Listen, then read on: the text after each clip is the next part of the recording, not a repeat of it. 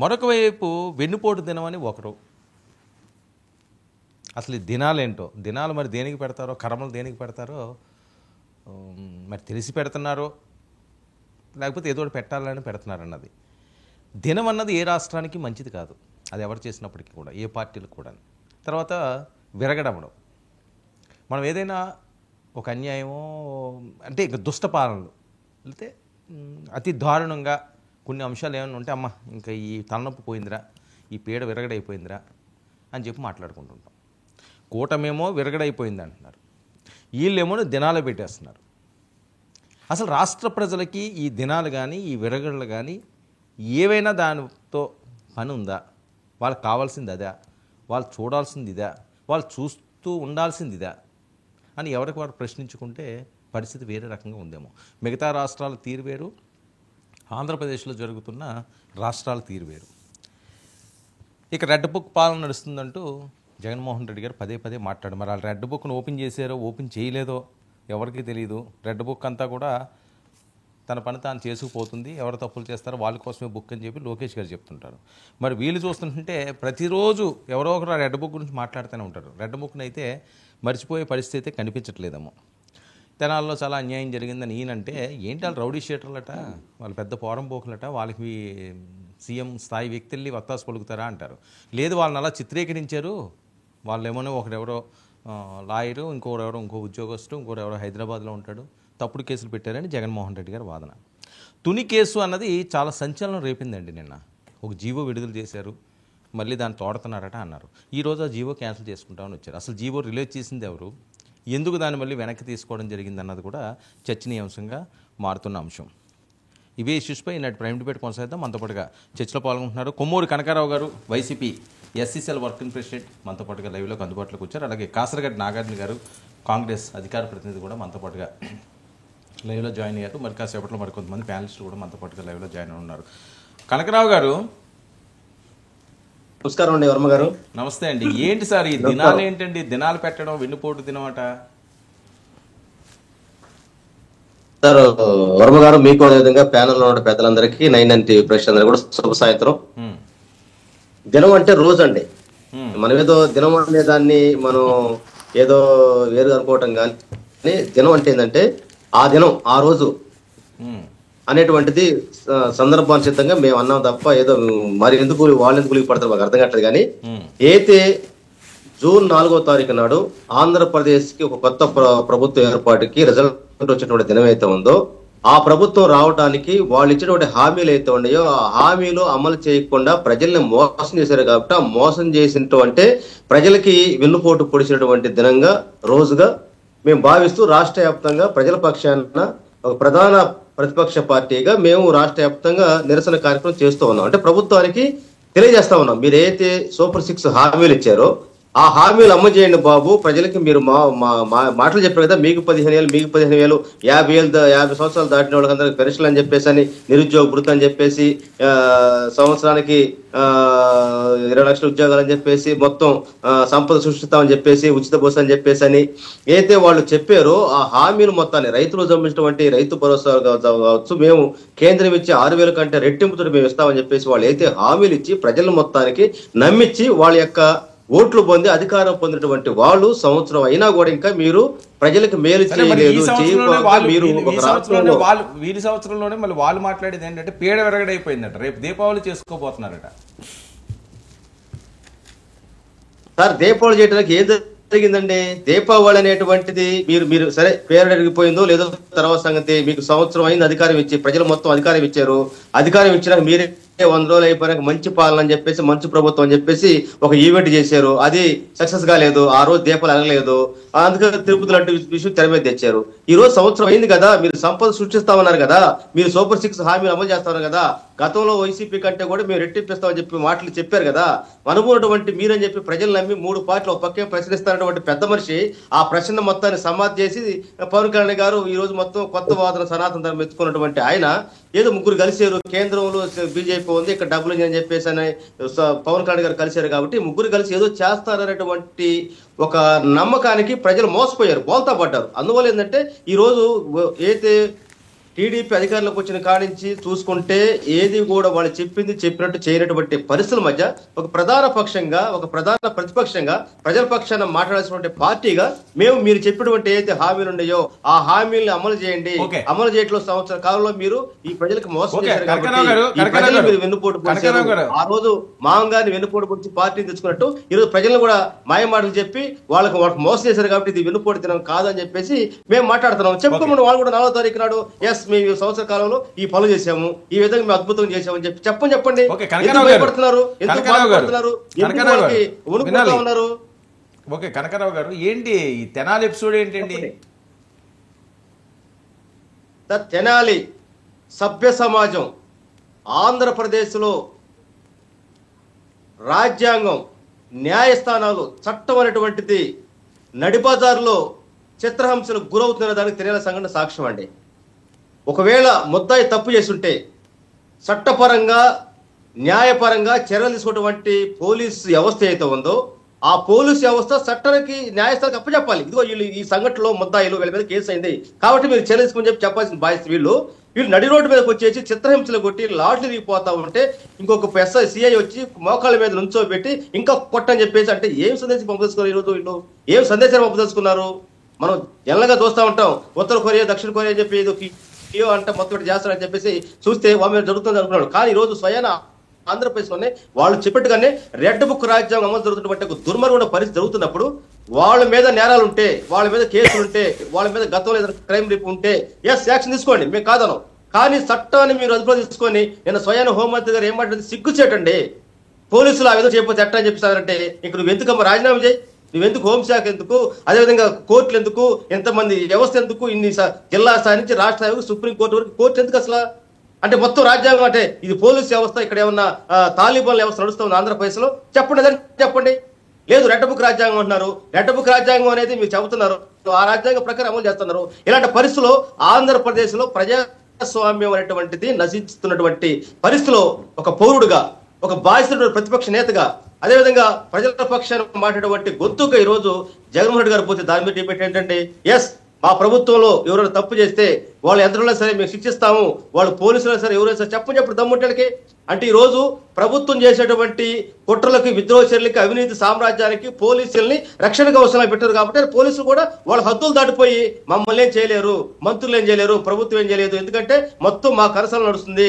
ఈ రోజు మొత్తం యథేచ్ఛగా మొత్తం రెడ్ బుక్ రాజ్యాంగం అమలు చేస్తుంది మేమే కాబట్టి మమ్మల్ని ఎవరేమన్నటువంటి లెక్కలేనితోతో ప్రజాస్వామ్యం మొత్తం కూని జరుగుతున్నటువంటి వేళ, రెడ్ బుక్ రాజ్యాంగం అమలు అవుతున్నటువంటి వేళ పోలీసులకి చట్టం మీద, న్యాయస్థానం మీద గౌరవం లేదు. దానికి సాక్ష్యం తార్కాణం తెనాలి సంఘటన అని చెప్పేసి మేము తెలియజేస్తా ఉన్నాం. ఈ రోజు సభ్య సమాజం మొత్తం కూడా బాధపడతా ఉంది. ఏంటి అసలు ఇది, అసలు ఏంటి దుర్మార్గం ఏంటి? లాఠీలు పెట్టి, అరికాళ్ళు పెట్టి అమ్మ అమ్మ అని చెప్పి అరుస్తున్నా లెక్క చేయకుండా వాళ్ళు కన్నీళ్లు పెడుతున్నా కూడా ఎవరండి వాళ్ళు విద్యావంతులు, వాళ్ళు నేరస్తుల? ఎవరైతే ఒక సంతోష కార్యక్రమానికి వచ్చి ఎక్కడో ఉద్యోగం వాళ్ళు వస్తే అక్కడ చిన్న సంఘటన జరిగితే ఆ సంఘటనకి అసలు సంబంధం లేకపోతే మొత్తం బాధ్యులు చేసి కొట్టారంటే ఎంత దుర్మార్గమైన పరిస్థితి అండి. దాని మీద ఎస్ మేము ఖండిస్తున్నాం, జరిగిన సంఘటన ఖండిస్తున్నాం. కానీ వాళ్ళ యొక్క బ్యాక్గ్రౌండ్, గతంలో ఉన్నటువంటి హిస్టరీ ప్రకారం మేము ముందుకెళ్తాం.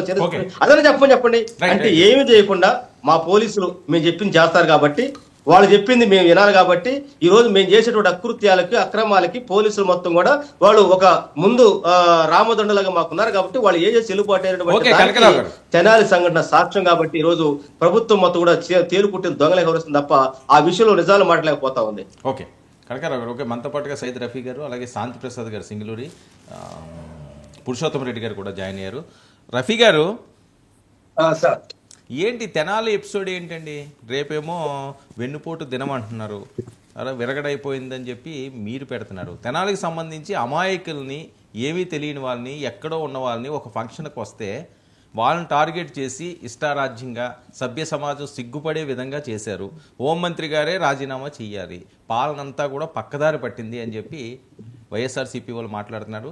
మీరు రెడ్ బుక్లు ఎన్ని పేజీలు రాసుకుంటారో రాసుకోండి, మీ అంతు చూస్తారని చెప్పి జగన్మోహన్ రెడ్డి గారు మాట్లాడే పరిస్థితి ఏంటి? వాళ్ళకి అస్త్రాలు ఇస్తున్నారా? నమస్కారం అండి మీకు, అలాగే ప్యానెల్లో ఉన్నటువంటి మిత్రులందరికీ కూడా నమస్కారం. సిగ్గు ఉండాలండి జగన్మోహన్ రెడ్డికి మాట్లాడటానికి. సిగ్గు లజ్జ వదిలేసి డ్రైవర్ సుబ్రహ్మణ్యాన్ని చంపి దళితుడైనటువంటి డ్రైవర్ సుబ్రహ్మణ్యాన్ని చంపి వాళ్ళ భార్య దగ్గర రఫీ గారు గతంలో వద్దండి, ఈ రోజు సంవత్సరం చెప్పండి. మీరు ప్రజలు తీర్పిచ్చారు సరే, పెడదాం మీరు 14 కంటే దాని తిరిగి పోటీ అంటే డ్రైవర్ సుబ్రహ్మణ్యం చెప్పారు కాబట్టి మేము కూడా చెప్తామని. మీరు చెప్పారు కదా, ఆయన మాట్లాడాలి మళ్ళీ మీకు ఇస్తాను నేను. దేనికంటే న్యాయస్థానం ఎందుకంటే కనకారావు గారు అధికారంలో చేపట్టి ప్రజల సంతోషం సంక్షేమ పరిపాలనతో చెప్పాలి. సరే ఓకే కనకారావు గారు ఆయన ఏం మాట్లాడతారు మీకు ఇస్తానండి. ఒక నిమిషం అది కాదు, ప్రజలు మీకు అవకాశం వినండి కాపాడండి. సరే మాట్లాడండి. కనకారావు గారు మీకు నేను అవకాశం ఇస్తాను. రఫీ గారు ఒక నిమిషం వెయిట్ చేయండి.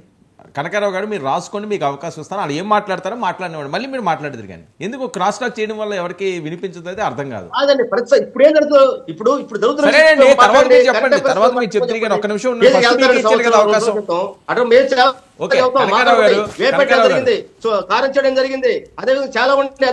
సరే కనకారావు గారు వాళ్ళు ఏం చెప్తారో వినండి. స్టార్టింగ్ మీకే ఇచ్చాను కదా అవకాశం, వాళ్ళు చెప్పిన తర్వాత మళ్ళీ మీరు మాట్లాడేది. చేశారు మీరు రైట్. స్టార్టింగ్ అతనికి ఇవ్వడమే తప్పు. ఓకే మాట్లాడండి రఫీ గారు. స్టార్టింగ్ అతనికి ఇవ్వడమే తప్పు. ఓకే మాట్లాడండి. ఇప్పుడు పోలీసుని మీద దాడి చేశారు జనాల్లో, కానిస్టేబుల్ అని చెప్తున్నా సరే దాడి చేసి చంపబోయారు. అంటే ఒక పోలీసుని మీద దాడి చేయడాన్ని జగన్మోహన్ రెడ్డి సమర్థిస్తాడా అని చెప్పి అడుగుతా ఉన్నా నేను ఇవాళ. అంటే దాడి చేసినటువంటి వాళ్ళని వదిలేసి వాళ్ళకి శాలువ కప్పి సన్మానం చేయాలా పోలీసులు?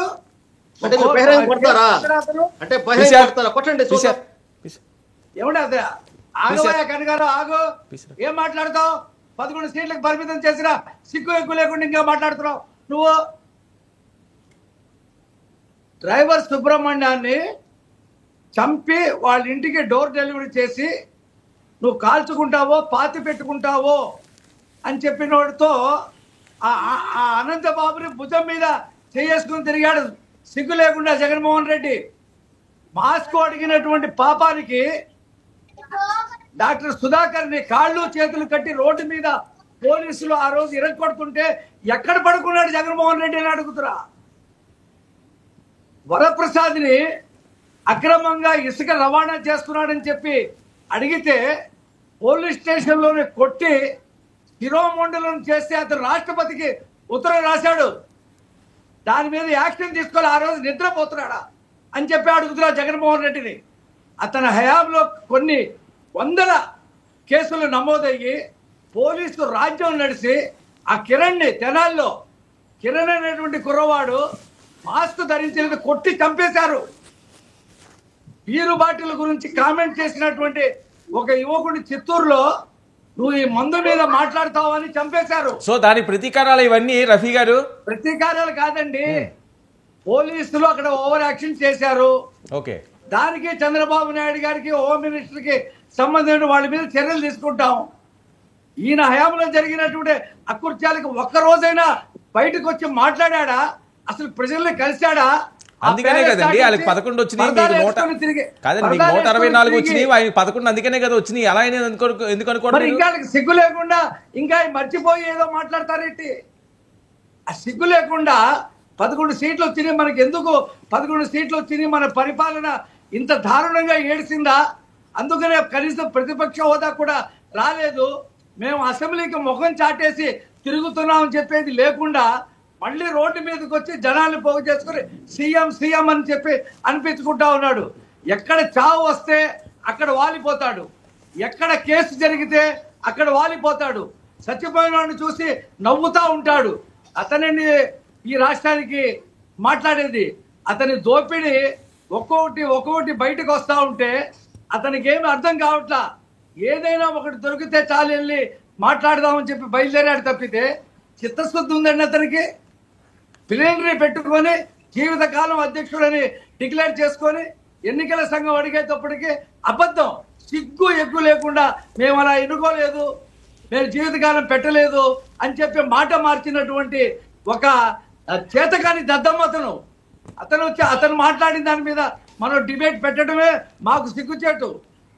అతను ఏంటండి, అతను ల్యాండ్ టైటిలింగ్ యాక్ట్ పెట్టి మొత్తం ఆస్తులు దొబ్బేయాలని, పొలాల్లో రాళ్ల మీద అతను బొమ్మ చెక్కించుకున్నాడు, ప్రభుత్వ కార్యాలయాల మీద బొమ్మలు వేసుకున్నాడు, రంగులు వేసుకున్నాడు, పుస్తకాల మీద బొమ్మలు వేసుకున్నాడు, చివరికి కోడిగుడ్ల మీద కూడా బొమ్మలు వేసుకుని సరఫరా చేసిన ఈ పిచ్చోడిని రాష్ట్రం బయటికి తరిమేస్తే 11 సీట్లకి పరిమితం చేస్తే తగుదునమ్మా అని చెప్పి వస్తా ఉన్నాడు. ఎక్కడండి అతని హయాంలో జరిగినటువంటి శాంతి భద్రతలు లేక ఒక ప్రదర్శన చేయడానికి లేదు, ఏంటి రేపు కాదండి, రేపు ఏంటి వెన్నుపోటు దినమాట, ధర్నా చేయడానికి లేదు. రఫీ గారు, దగ్గర పోలీసులు రఫీ గారు, సరే వినండి రఫీ గారు, రఫీ గారు, రఫీ గారు, రేపు వెన్నుపోటు దినమాట ఏంటి, దాని సారాంశం ఆపుతున్నామా? సరే వినండి ఆపుతున్నామా రఫీ గారు మాట్లాడటానికి? సరే రఫీ గారు వినండి, రేపు వినండి రఫీ గారు, వినండి ఒక్క నిమిషం వినాలి, మీరు వినండి, కామెంటరీ ఆపండి, ఒక్క నిమిషం వినండి. గేటుకి తాళ్ళు కట్టాడు అతను, సరే బయటకు వెళ్ళకుండా. ఓకే ఒక్క నిమిషం రఫీ గారు ఏంటి రేపు వెన్నుపోటు దినమాట ఏంటి దాని సారాంశం? వెన్నుపోటు దినం ఎవరంటే ఇతను ప్రజలకి వ్యతిరేకంగా పెట్టిన దినం అది. నేనేదో బటన్ నొక్కాను, నాకు 30 సంవత్సరాల అధికారం ఇస్తారు అనుకుంటే నాకు ప్రజలు వెన్నుపోటు పొడిచారని చెప్పి ప్రజలకు వ్యతిరేకంగా పెట్టినటువంటి దినం అది. అతను కలలు కన్నాడు, వీళ్ళందరూ కూడా కలలు కని శాంతి ప్రసాద్ గారు, శాంతి ప్రసాద్ గారు, శాంతి ప్రసాద్ గారు, శాంతి ప్రసాద్ గారు, ఒక నిమిషం కనకారావు గారు, మీరు మాట్లాడి కాదండి, మీరు మాట్లాడిన వాళ్ళు మిగతా మాట్లాడే వాళ్ళు డిస్టర్బ్ చేయకండి దయచేసి. ఒక నిమిషం కనకారావు గారు, మీరు మాట్లాడిసిన తర్వాత వేరే ప్యానలిస్టులు కూడా ఉన్నారు కదా, మీరే అలా మాట్లాడతా క్రాస్ టాకులు చేసుకుంటా అది డిబేట్ నడదు. రఫీ గారు, శాంతి ప్రసాద్ గారు రెస్పాండ్. శాంతి ప్రసాద్ గారు ఏంటండి, మీరు ఒక సీనియర్ న్యాయవాది, ఒక నిమిషం అండి. అరే ఆగవయ్యా బాబు, నువ్వు శాంతి ప్రసాద్ గారు మీరు ఒక సీనియర్ అడ్వకేట్, చాలా కేసులు వినండి, ఒక్క నిమిషం వినండి చాలా ప్రజలు ఉమ్మేసినటువంటి ఒక్క నిమిషం అండి. రఫీ గారు, శాంతి ప్రసాద్ గారు రెస్పాండ్ అవుతున్నారు. శాంతి ప్రసాద్ గారు మీరు ఒక సీనియర్ అడ్వకేట్, చాలా కేసులు మీరు చూసుంటారు, చాలా మీరు వాదించుంటారు. నడి రోడ్డు మీద 3rd డిగ్రీ వాళ్ళు ఎవరైతే అవనియండి, వాళ్ళు తప్పు చేశారో, లేకపోతే మర్డర్లు చేశారో, రేపిస్ట్లో, లేకపోతే గంజాయి బ్యాచ్, ఇంకో బ్యాచ్, ఎన్ని దారుణాలు చేసినప్పటికీ కూడా నడి రోడ్డు మీద 3rd డిగ్రీ చెయ్యడాన్ని తప్పు పడుతున్నారు. అది ప్రభుత్వ వైఫల్యం కింద మాట్లాడే పరిస్థితి. అప్పుడు రఘురామకృష్ణరాజు గారి గురించి కూడా అన్ని గొంతులు కూడా పైకి లేచినాయి. ఇలా చాలా తప్పు, అన్యాయం అని మీ వెర్షన్ ఏంటి? వర్మ గారు, మీకు ప్యానెల్లో ఉన్న సోదరులకు చూస్తున్న నమస్కారం. ఇవాళ కొత్తగా జగన్ రెడ్డి గారు జోకులు పేల్చలేదా? ముందు నాకు అది చెప్పండి, ఎందుకంటే నేను చూడదలుచుకోలేదు. ఏమైనా కొత్తగా జోకులు ఏమైనా వేసారా? ఏం లేవా? వేసారన్న జోక్ వేసారు ఈరోజు కూడా. సరే, అయితే ఒక్క విషయం చెప్తా, అంటే లీగల్ ఆస్పెక్ట్స్ మాట్లాడతాను. పోలీసులు తెనాలి ఐతానగర్ ఆ ఘటన అనేది చట్టపరంగా ఆమోదించే అంశం కాదు, చట్టపరంగా ఆమోదించే అంశం కాదు. ఇక ఇతరత్రాగంటామా, అది వేరు విషయము. ఎందుకంటే ఇదే జగన్ రెడ్డి గారి యొక్క మాటలోనే చెప్తాను. జగన్ రెడ్డి ఇట్లా బయట మాట్లాడిన మాట కాదు, అసెంబ్లీలో మాట్లాడిన మాట గురించి మాట్లాడతాను. ఎందుకంటే ఆన్ రికార్డు ఉండే మాటలు, ఆయన ముఖ్యమంత్రిగా ఉన్నప్పుడు చెప్పిన మాటలు. ఎక్కడో తెలంగాణలో ఒక రెడ్డి గారి అమ్మాయిని చంపేస్తే 3 యువకులు, వాళ్ళు ఏ మత్తులో ఉన్నారు ఏంటో మనకు తెలియదు, టోల్ గేట్ తర్వాత ఆ రోజు చంపిన పోలీసుల్ని మెచ్చుకుంటూ, ఇన్స్టెంట్ జస్టిస్ ఇచ్చిన పోలీసులను మెచ్చుకుంటూ అసెంబ్లీలో జగన్ రెడ్డి గారు ఏం మాట్లాడారో ఒకసారి గుర్తు చేసుకుంటారు. మరి ఈ రోజు ఎందుకు కాంట్రడిక్టరీగా మాట్లాడుతున్నారు? వాళ్ళు నేరస్తులే, వీళ్ళు నేరస్తులే. వీళ్ళకి గంజాయి కేసుల్లో ఉన్నారు, మహిళల మీద దాడుల కేసులో కనబడుతున్నారు, చిన్న వయసు వాళ్ళు, అందులో ఒక న్యాయవాదిగా కూడా ప్రాక్టీస్ చేస్తున్నాడంట. ఏది ఏమైనా ఆ రోజు ఘటననేమో నువ్వు అప్రిషియేట్ చేశావు, ఏది నిండు అసెంబ్లీలో ఆహ్వానించావు, ఆ రకంగా చంపటాన్ని నువ్వు ప్రోత్సహించావు. మరి ఈరోజు కొడితేనే నువ్వు ఎంత బాధపడిపోయి నువ్వు పర్యటనకు వస్తావంటే, పోనీ పర్యటనకు వచ్చి బాధితులు పరామర్శించావా? లేదు. బాధితులు కాబట్టి బాధితుల కుటుంబాలు పరామర్శ. నాకు ఒక్కొక్కసారి జగన్ రెడ్డి గారు చూస్తే నవ్వు వస్తుంది. మా చిన్నప్పుడు జరిగిన ఘటనలు గుర్తొస్తాయి. అంటే చెప్పడం సభ్యత కాదు, కాకపోతే ఇర్రిసిస్టిబుల్ ఇంపల్స్ అంటాం చూసావా, దాని ప్రకారం అసలు ఈ రకంగా ఎవరన్నా కూర్చుంటారండి మగవాళ్ళు? నాకు తెలిసి చిన్నప్పుడు మహిళలు 3 రోజులు దీనప్పుడు కూర్చుంటారు ఆ రకంగా చేపల మీద. సరే సరే, ఓకే ఓకే.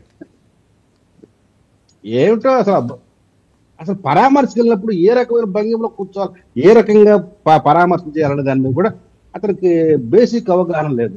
ఇకపోతే రఘురామకృష్ణరాజు గారు ఇవాళ కొన్ని ఫోటోలు చూపించడం గురించి కొన్ని చూశాను ఈ మన వాట్సాప్ వాటిల్లో. గారు అంటే కూర్చోవడం కూడా తప్పడతారండి మీరు, అందరితో పాటు ఈక్వల్ కూర్చోరండి. వాళ్ళ కింద కూర్చోరు, ఆయన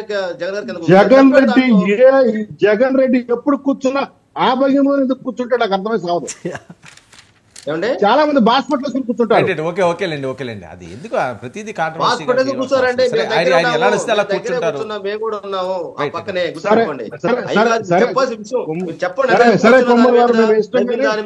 అది మీ ఇష్టం, మీ నాయకుడు ఇష్టం. ఇది ఎవరిది? ఈ పాదాలు ఎవరి? రఘురామకృష్ణరాజు. నువ్వు ఇవాళ ఎవరి ఫోటోలు చూపించావు? పాదాల ఫోటోలు ఆ కుర్రోళ్ళని కొట్టారని చెప్తున్నావు. మరి ఇది పోలీసులు కొట్టిందే కదా. ఇదేమో అటెంప్ట్ మర్డర్ చేయడానికి ప్రయత్నం చేసింది కదా. ఇది అటెంప్ట్ మర్డర్ కేసు. ఇది ఇందులో నువ్వు కూడా ముద్దాయివి, జగన్ రెడ్డి అనే వ్యక్తి కూడా ముద్దాయి. మరి ఇప్పుడు ఏం మాట్లాడతావు నువ్వు ఫోటోలు తీసుకొచ్చి నువ్వు తెనాలకు వచ్చి నువ్వు చూపిస్తున్నావు, బాగుంది, తప్పులేదు. ఒక ఇష్యూను హైలైట్ చేయడానికి నువ్వు ప్రయత్నం చేయడంలో తప్పులేదు. మరి నువ్వు చేసిన పని ఏంటి? నువ్వు ముద్దాయిగా ఉన్నావు 307 కేసులో. ఎడుగురు సందింటి రాజశేఖర్ రెడ్డి గారి కుమారుడైన ఎడుగురు సందింటి జగన్మోహన్ రెడ్డి ముద్దాయి. మరి దానికేం సమాధానం చెప్తావు? అతను ఆషామాషి వ్యక్తి కాదు, నీ పార్టీకి సంబంధించిన పార్లమెంటు సభ్యుడు. ఒక పార్లమెంటు సభ్యుడి మీద నువ్వు ఆ రకమైన చర్యలు ఆ రోజు పోలీసులు తీసుకుంటే మరి పోలీసు చర్యను నువ్వు ఖండించావా? నేను లీగల్ గా మాట్లాడుతున్నా, పొలిటికల్ అంశాలు ఉంటే ఉండొచ్చు కానీ రీజనబుల్ గా మాట్లాడుతున్నా. మా సోదరుడికి ఆ భంగిమ కూర్చున్న భంగిమ గురించి అభ్యంతరం ఉంటే ఉండొచ్చు కానీ ఎప్పుడు అదే భంగిమ. నేను అతను చేసే ప్రతి ఒక్క నిరసన కార్యక్రమం చూస్తా ఆ భంగిమలోనే కూర్చుంటా. శాంతిప్రసాద్ గారు అది అసందర్భం కదండి. ఆయన ఎలా కూర్చుంటున్నాడు, ఎలా నుంచుంటున్నాడు అన్నది ప్రతిదీ అసందర్భం కాదు. కనీసం ఇప్పుడు నుంచి మార్చుకుంటాడు. వాళ్ళు వేరే రకంగా మాట్లాడతారు, అది మీకు నచ్చదు కాదండి. వాళ్ళు కూడా పవన్ కళ్యాణ్ గారి గురించి వేరే రకంగా మాట్లాడితే మళ్ళీ మీరు ఇబ్బంది పడతారు. ఎందుకు అనవసరమైన టాపిక్ కదా అది. పవన్ కళ్యాణ్ గారు నన్ను రెచ్చగొట్టబాక. నన్ను రెచ్చగొడితే మళ్ళీ నేను ఇంక చాలా ఎక్కువ మాట్లాడతా. నేను సభ్యతగా మాట్లాడదాం అనుకుంటాను ఇవాళ. ఎందుకంటే కనీసం ఎక్కడిచ్చన్నా పరామర్శకు వెళ్ళినప్పుడు రెచ్చిపోయిన మాటలు, రకరకాలు అవతలేసిన మాటలు ఉన్నాయి. మరి ఏం చేద్దాం? కనకారావు గారు మీరు దయచేసి కొద్దిగా తగ్గితే బెటర్. అసలు మీ ఓడికి ఈ రకంగా నైతికత ఉందా? సిగ్గు జరుగుందా?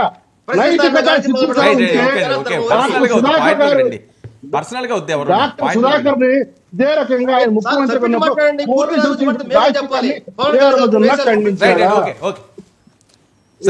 ఖండించాడా? రేపు ఏడాది అయిన సందర్భంగా వెన్నుపోటు దినమట. శాంతిప్రసాద్ గారు ఏడాది అయిన సందర్భంగా వెన్నుపోటు దినం చేస్తున్నారు.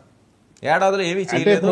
అలాగే ఇప్పుడు వైసీపీ వాళ్ళు కాంట్రవర్సీ లేవనెత్తున్న టాపిక్ మారుస్తున్నారా మీరు? ఏంటి వర్మ గారు ఎందుకు అనవసరం అయింది కదా ఆయన ఎలా కూర్చున్నారు ఏంటి అన్నది అది అసందర్భం, ఎవరికి అవసరం లేదు. మార్చుకుంటాడేమో కాదండి, మీరు చెప్తే ఎందుకు మార్చుకుంటారు? ఎవరైనా చెప్తే మీరు మార్చుకుంటారా? కాదండి, ఎవరైనా చెప్తే మీరు మార్చుకుంటారా? ఎవరిది బాడీ లాంగ్వేజ్ అది ఉంటుంది, అది మనం వేరే రకంగా మాట్లాడకూడదు కదండి. సరే రేజ్ అవుతుంది. అలా కాదు, చిన్నపిల్లల సభలోకి వెళ్ళి పిల్లల గురించి మాట్లాడిన సన్నాసులు కూడా మాకు నీతులు చెప్తారా? ఓకే ఓకే రెండు పాయింట్ కాదండి. మా నాన్న హేతువాది ఆర్థిక దమ్ము సిగరెట్ తాగాడు చెప్పిన డిబేటింగ్ జరగదు. మాట్లాడండి. ఓకే శాంతిప్రసాద్ అంశాలు వదిలేసే ఇక వదిలేస్తే విద్రోహ దినమా లేకపోతే వెన్నుపోటు దినమా? అవును, ఓకే. నువ్వేం చెప్పావు? ఎన్నికలు అయిపోగానే నా అవ్వలు, నా తాతలు, నా అక్కలు, నా చెల్లెళ్ళు నన్ను ఎందుకు మోసం చేశారో నాకు తెలియదు. ఏమైపోయినాయి ఆ ఓట్లు? నీకు ఇంకా అర్థం కాకపోతే అది నీ కర్మ, మేమేం చేయలేం. నువ్వు దాన్ని విద్రోహ దినమో వెన్నుపోటు దినమో నీ ఇష్టం వచ్చిన దినం నువ్వు నీకు దినం అనేది శవం అనేది బాగా కలిసి వచ్చిన అంశాలు. ఇంకా 4 సంవత్సరాల పాటు ఈ దినాల గురించి మాట్లాడతాడు, శవాల గురించి ఎదురు చూస్తాడు, నేరస్తుల దగ్గరికి మాత్రమే వెళ్తాడు. ఇది గుర్తుపెట్టుకోండి, నేరస్తుల దగ్గరికి మాత్రమే వెళ్తాడు. ఎవరు వెళ్తారు? Birds with same pleasure flock together అనేది ఒక సామెత ఉంది ఇంగ్లీష్ లో, ప్రోవెర్బ్. సహజం, నేర మనస్తత్వం ఉన్నవాడు నేరస్తుల దగ్గరికే పోతాడు. కాబట్టి అతని గురించి అనవసరం. ఇవాళ ఆయన కొత్తగా జోకులు పిలిస్తే ఆ జోకులు అంటే బాగా చెప్తే, ఎందుకంటే మాకు చూసి అలవాటు పోయింది, ఎందుకంటే చోట కూడా టైం వేస్ట్ అనుకుంటున్నాం. ఏమైనా ఉంటే చెప్తే వింటాం మేము. Right, okay okay. నాగార్జున గారు సార్, సో ఏంటి ఈరోజు జగన్మోహన్ రెడ్డి గారు తెనాలి వెళ్ళి పరామర్శించడానికి కొంతమంది పాజిటివ్ అంటున్నారు, కొంతమంది నెగిటివ్ అంటున్నారు. వాళ్ళు ఎక్కడో పనులు చేసుకున్న వాళ్ళు ఏదో లాయర్ వృత్తి కూడా ఒకటి చేస్తున్నారు, అలాంటి వాళ్ళని తీసుకెళ్ళి అన్యాయంగా కొట్టారు అని చెప్పి వీళ్ళు మాట్లాడే పరిస్థితి. గతాన్ని వీళ్ళు తవ్వుతున్నారు. రేపేమో వెన్నుపోటు తినమాట విరగడపై ఏడాదట. ఇప్పుడు నిజాలు కాంగ్రెస్ పార్టీ చెప్పాలి సార్. ఇందాక జనసేన పార్టీ లాయర్ గారు చెప్తా, ఆయన లా చదువుకున్న పెద్ద మనిషి కాబట్టి లా ప్రకారం ఇది తప్పు అని ఆయన ఒప్పుకున్నారు. బట్ నేను ఒక సిటిజన్ కాబట్టి నాకు న్యాయంతో పాటు చట్టం, ధర్మం అనేది కూడా నాకు అవసరం కాబట్టి అన్ని విధాలుగా ఒక్కసారి నేను మాట్లాడతాను సార్. జగన్మోహన్ రెడ్డి గారు ఈరోజు తెనాలి వెళ్ళి తెనాలిలో ప్రెస్ మీట్ పెట్టడం జరిగింది. జగన్మోహన్ రెడ్డి గారు అధికారంలో ఉన్నప్పుడు అంటే 19 to 24 మధ్య ఈయన ఎవరి గురించి అయితే ఓదార్పు యాత్రకు వెళ్ళారో, ఎవరికి సపోర్ట్ చేస్తా ప్రెస్ మీట్ పెట్టారో ఆ కుర్రోళ్ళ మీద ఒకళ్ళ మీద 11 కేసులు ఉంటే ఇంకొకరి మీద 9 కేసులు ఉన్నాయి సార్. మనం జనరల్గా ఏం చెప్తామంటే పోలీసులు కొట్టే రైట్ లేదు, తప్పు చేస్తే చట్టం ముందు కోర్టు ముందు పెడితే కోర్టు శిక్ష ఇస్తుంది, జైలుకి వెళ్ళి వస్తారని చెప్తాం సార్. మన లా కూడా అదే చెప్తుంది. నా డౌట్ ఏంటంటే సార్, అతను మొదటిసారి తప్పు చేసినప్పుడు అలాగే కేసు పెట్టి కోర్టులో పెట్టి జైల్లో పెడితే ఆయన మారాడా? చైన్ దొంగతనం చేసినప్పుడు పోలీసులు అదే చేశారు, బయటకు వచ్చి మారలా. గంజాయి సప్లైలో దొరికారు, మరి కోర్టులో పెట్టారు కదా, జైలుకి తీసుకెళ్లారు కదా, మరి మారలా. ఆ తర్వాత ఏం చేశారు? నేను కొన్ని వీడియోలు చేశాను సార్. ఒక దళిత బిడ్డని ముక్కలుగా చంపి ఆ పాటలు కూడా దొరకకుండా చేశారు. ఇవన్నీ జగన్మోహన్ రెడ్డి గారికి తెలియక వెళ్ళారు అక్కడ పరామర్శకి. అది కూడా చెప్తాను సార్. అంటే మీరు మొదటిసారి ఇలాంటి కోటింగ్ ఇస్తే వాళ్ళు భయపడేవాళ్ళు, ఇంకోసారి తప్పు చేసేవాడు కాదు. ఆ చనిపోయిన దళిత బిడ్డ బతికుండేవాడు కదా, వాళ్ళ కుటుంబానికి ఇదిగా ఉండేది కదా. మీ గవర్నమెంట్లోనే మీ మినిస్టర్ కింద పనిచేస్తున్నా, మీ ఎమ్మెల్యే కింద పనిచేస్తున్న కార్యకర్తల మీద మీరు 9 కేసులు లేదా 11 కేసులు పెట్టారంటే ఆల్మోస్ట్ తెలియకుండా ఎన్ని తప్పులు చేశారు. తెలిసి ప్రజలతో మీరు పెట్టిన ఆ కేసులే, తెలియకుండా ఎన్ని కేసులు పెట్టారు. అన్ని కేసులు పెట్టిన వాళ్ళు మళ్ళీ ఈరోజు సివిల్ డ్రెస్లో ఉన్న పోలీస్ కానిస్టేబుల్ని కొట్టితే అతనితో పాటు వాళ్ళ భార్య కూడా ఉంది సార్. ఈరోజు వాళ్ళ భార్య ఒక మాట చెప్పింది సార్, నా కళ్ళం నీళ్ళు వస్తుంది. ఇక్కడ ఒక పోలీస్ వ్యక్తిత్వాన్ని కూడా మనం ఒకసారి ఊహించుకోవాలి. రాకేష్ అనే ఒక పర్సన్ అంట సార్, జగన్మోహన్ రెడ్డి గారు హయాంలోనే ఎవరో రౌడీలు అతను గొడవలై కొడితే అలా పడిపోతే కనీసం ఒంటి మీద బట్టలు లేకపోతే ఆ కానిస్టేబుల్కి ఇన్ఫర్మేషన్ వస్తే ఆ కానిస్టేబుల్ వెళ్ళి ఈరోజు దాడి చేసిన వ్యక్తి బట్టలు లేకుండా పడుంటే బట్టలు కప్పి తీసుకెళ్ళి గవర్నమెంట్ హాస్పిటల్లో జాయిన్ చేసి వాళ్ళ కుటుంబాన్ని వచ్చిందా ఉండి పరామర్శించి వెళ్ళాడు సార్. వాళ్ళ కుటుంబం చేతులు కాళ్ళు పట్టుకొని నీకు దండాలయ్యా, నువ్వు లేకపోతే మా కొడుకు చచ్చిపోయాడయా, మీరు కాపాడారా అని చెప్పారంట సార్. వాళ్ళ భార్య ఈరోజు ప్రెస్ మీట్ పెట్టి చెప్పింది సార్. ఆ వ్యక్తి కూడా ఈరోజు ఆ పోలీస్ డిపార్ట్మెంట్ అతను పోలీస్ అని తెలిసే దాడి చేశారు. జగన్మోహన్ రెడ్డి గారు ప్రెస్ మీట్ పెట్టి ఈరోజు ఏం చెప్పారంటే వాళ్ళ మీద కేసులు ఉండొచ్చు, నాకు తెలియదు, బహుశా నాకు తెలియదు అని చెప్పాడు. తెలియకుండా మరి నువ్వు దేనికి వచ్చావు? నువ్వు ఒక వ్యక్తికి సర్టిఫికేట్ ఇవ్వడానికి వచ్చావు కదా, 3 వ్యక్తులు 4 వ్యక్తులు సర్టిఫికేట్ ఇవ్వడానికి వచ్చేవని వీళ్ళు మంచోళ్ళు, బుద్ధిమంతులు, చదువుకున్నారు, కుర్రోళ్ళు, XYZ అని సర్టిఫికేట్ ఇవ్వడానికి వచ్చినప్పుడు కదా, సర్టిఫికేట్ ఇవ్వడానికి వచ్చినప్పుడు వాళ్ళ మీద ఎన్ని కేసులు ఉన్నాయి? మన ప్రభుత్వంలోనే మనం ఎందుకు కేసులు పెట్టించాం అంటే తప్పుడు కేసులు అయితే. ఇప్పుడు తెనాలిలో బహిరంగంగా నడి రోడ్డు మీద వాళ్ళు 3 కొట్టడం అన్నది కరెక్ట్ అంతేనా? నా పాయింట్ ఆఫ్ వ్యూలో కరెక్ట్ సార్. అది చేస్తే రిమైనింగ్ వాళ్ళు భయపడతారు, తప్పు చేయరు. ఆ కానిస్టేబుల్ చచ్చిపోతే ఆ కుటుంబాన్ని రోడ్డు మీద పడితే మీరు నేను కాపాడతామా సార్? పోలీసు వాళ్ళందరూ కూడా లాఠీ ఒకసారి చెయ్యాలి. పోలీసు వాళ్ళు కొట్టాలని మనస్థితి ఉంటే, కొట్టాలని నిజంగా అనుకుంటే స్టేషన్లో పడేసి కొట్టొచ్చు కదా, ఎందుకు రోడ్డు మీద కొట్టారు? ఎందుకంటే వాళ్ళ బుద్ధి అది. రిమైనింగ్ వాళ్ళు చూసన్నా బాగుపడతారు, నేర్చుకుంటారు, తప్పు చేయరు. జనంలో చేంజ్ వచ్చింది. అలాంటి రౌడీ షీట్లు చేసే వాళ్ళ మీద చేంజ్ వస్తుంది, వాళ్ళ మీద రౌడీ షీట్ కూడా ఉంది సార్. చేంజ్ వస్తే మార్పు కోసం 4 దెబ్బలేశారు. 4 దెబ్బలేస్తే తప్పేంటి? 4 దెబ్బలేస్తే తప్పండి. ఈ రోజు జగన్మోహన్ రెడ్డి ప్రెస్ మీట్ పెట్టారు కదా సార్, బాంచేతి ఇప్పుడు సవాల్ చేస్తారు వైసీపీ సోదరులుగా జగన్మోహన్ రెడ్డి గారి ఆ లీడర్లు ఎవరైతే తప్పు చేసిన రౌడీ షీటర్లు ఉన్నారో జగన్మోహన్ రెడ్డి గారు ఒకే నిమిషం సోదరా ఆగండి, మీరు ఆగండి సార్, మీరు ఆగండి సార్, ఒక్కసారి మ్యూట్ చేయండి సార్, ఒక్కసారి మ్యూట్ చేయండి సార్. వాళ్ళు మారే మనస్తత్వం ఉంటే 11 కేసులు పెట్టి నాకేం చేస్తున్నారు సార్? ఎందుకు మారలా? రేపొద్దున 13వ కేసు 14 కేసు ఎవరో చనిపోతే కొడితే రోడ్డు పడితే వాళ్ళ కుటుంబాన్ని ఎవరు ఆదుకుంటారు? ఎవరు ఆదుకుంటారు సార్? ఈ రోజు పోలీసు కొట్టారని పోలీసులు మనం తప్పుగా బూచిగా ఎందుకు చూపిస్తున్నాం? వాళ్ళ కోసం కొట్టారా లేదా వాళ్ళ ఇది చూపించడం కొట్టారా? అసలు సార్ పోలీసునే కొట్టారంటే పోలీసుకే దిక్కు లేకపోతే సామాన్యునికి ఎందుకు దిక్కు ఉంటుంది? సామాన్యునికి ఎందుకు దిక్కు ఉంటుంది సార్? మనం ఎందుకు వెనకేసుకొని రావాలి? ఇంకోటి మాట్లాడినప్పుడు ఎక్కడ పడుకున్నారు జగన్మోహన్ రెడ్డి? నువ్వు ఎక్కడ పడుకున్నావు? పురుషోత్తం రెడ్డి గారు ఒక్క నిమిషం వెయిట్. పురుషోత్తం రెడ్డి గారు నమస్తే, వర్మ గారు చెప్పండి. నమస్తే సార్. ఎలా చూడాలండి ఈ ఎపిసోడ్ని? ఏదైతే తెనాలి అంశం ఉన్నదో డిఫరెంట్ ఒపీనియన్స్ వస్తున్నాయి. ఇక్కడ తెనాలి ఎపిసోడ్కి సంబంధించి 2 అంశాలు. వైసీపీ నిజాయితీ ఎంత, కూటమి నిజాయితీ ఎంత, ఇవి పక్కన కాసేపు పెడదాం. ఫస్ట్ పాయింట్, ఇట్లాంటి యాక్టివిటీని ఈ తరహా ట్రీట్మెంట్తో పరిష్కారం అవుతుందా? ఇప్పుడు వాళ్ళు ఎవరైతే నేరం చేశారని ఆరోపణలు ఉన్నాయో, కేసులు ఉన్నాయో, వాళ్ళు శిక్షించే విధానం ఏంటి? నెంబర్ 1, మనకు 3 విధానాలు ఉన్నాయి. ఒకటి పోలీస్ వ్యవస్థ, కోర్టులు, జైళ్ళు. ఈ 3వ మార్గం తప్ప 4వ మార్గం మన ఇంతవరకు లేదు. ఉంటే కనిపెడితే దాన్ని చేసుకోవచ్చు. అది కూడా మనకు చట్టం లోపలే చేసుకోవాలి. మనకు గతంలో కూడా ఫాస్ట్ ట్రాక్ చూసినప్పుడు 2 అనుభవాలు ఉన్నాయి. ఒక అనుభవం ఏంటి? ఇట్లాంటి బహిరంగ చాలా మంది కడప జిల్లాలో ఒక ఎస్పీ గారు, మా జిల్లాలో తిరుపతిలో ఒక ఎస్పీ గారు ఇట్లాంటి బహిరంగ హెచ్చరికలు కొంచెం మ్యాన్ హ్యాండిల్ చేయడం జరిగాయి. అంటే తీవ్రమైన నేరాలు చేసేవాళ్ళు కొంత వార్నింగ్ ఇస్తే చూసేవాళ్ళు కూడా ఇట్లాంటి స్వభావం కలిగి కొంచెం భయపడతారేమో, మంచి ఉద్దేశంతో కూడా చేస్తుండొచ్చు. కొన్ని మంచి ఫలితాలు కూడా ఇచ్చినాయి. కానీ దీన్ని అలౌ చేద్దామా? ఇది మొదటి అంశం. కానీ ఇంతకన్నా శాస్త్రీయమైనటువంటి ప్రజాస్వామ్యబద్ధమైనటువంటి మంచి సంకేతాలు కూడా ఈ రాష్ట్రంలో ఇచ్చారు. ఎప్పుడో కాదు, మొన్న ఎన్నికల సమయంలో మీకు గుర్తుంటే పల్నాడు ఎస్పీగా మల్లికా కార్గి గారు ఐపీఎస్ ఆఫీసర్ని నియమించిన సమయానికి ఎలక్షన్ కమిషన్ నియమించిన సమయానికి గందరగోళ పరిస్థితి పల్నాడు జిల్లాలో. ఆ పరిస్థితుల్లో ఎలక్షన్ కమిషన్ నియమిస్తే ఆమె బహిరంగంగా భగత్ సింగ్ సెంటర్లో డిఎస్పీలని, ఎస్ఐలు అందరినీ కూర్చోబెట్టుకుని ఏం మాట్లాడింది ఒకసారి ప్లే చేస్తే మనకు అందరికీ ఆదర్శంగా ఉంది. ఈరోజు పల్నాడు ప్రపంచ చరిత్రలో బ్యాడ్ ఇంప్రెషన్ కలిగింది. మీ అందరి మీద నమ్మకం ఉంది. ఎవరిని స్పేర్ చేయొద్దండి, ఏ రాజకీయ నాయకుడిని స్పేర్ చేయొద్దండి, చట్ట ప్రకారం వ్యవహరించండి, ఎవరు వచ్చా తాడు తీసి లోపలేయండి. ఎక్కడ తాడిది ఇలా బయట పోలీసులకు భరోసా ఇచ్చింది, ప్రజలకు భరోసా ఇచ్చింది. 1-2 ఘటనలు తప్ప జరగకుండా ఎలక్షన్ బ్రహ్మాండంగా జరిగింది.